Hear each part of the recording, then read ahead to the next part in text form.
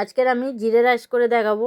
তো প্রথমে চালটা আমি ভালো করে ধুয়ে ভিজিয়ে রেখেছিলাম, তারপরে এটাকে মটরশুঁটি দিয়ে গরম মশলা, গোটা গরম মশলা দিয়ে নুন দিয়ে ভালো করে এটাকে সিদ্ধ করে নিয়েছি, জল দিয়ে ভাতটা করে নিয়েছি, জল ঝরিয়ে রেখেছি।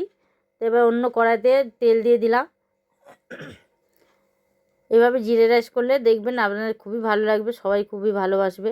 তো সাদা তেল দিয়েছি অল্প করে, দিয়ে এখানে সাদা জিরে আর শুকনো লঙ্কা ফোড়ন দিয়ে দিলাম, দিয়ে একটু কাজু বাদাম দিয়ে দিলাম, দিয়ে কাজু বাদামগুলো একটু ভেজে নেবো, নিয়ে তার মধ্যে কাঁচা লঙ্কা কুচিয়ে দিয়ে দিলাম।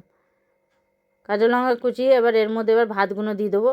একটু ঘি দিয়ে দিলাম, আপনার চাইলে ঘি দিয়েও ভাজতে পারবেন, আমি একটু তেলের মধ্যে ঘি দিয়েছি।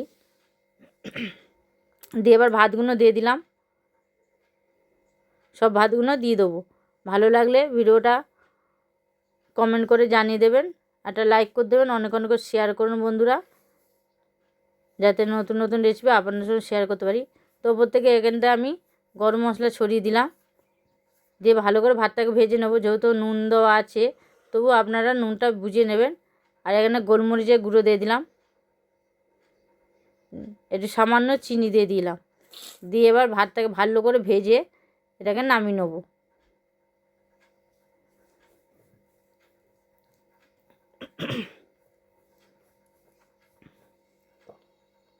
তো দেখুন ভালো করে ভেজে নিচ্ছি, সব দিকে উল্টে পাল্টে ভেজে নিতে হচ্ছে।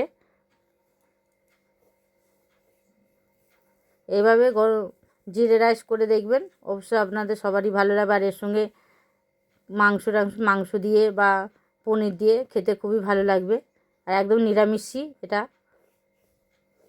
জিরে রাইসটা নিরামিষ করেছি। তো হয়ে গেছে, আমি নামিয়ে নিচ্ছি।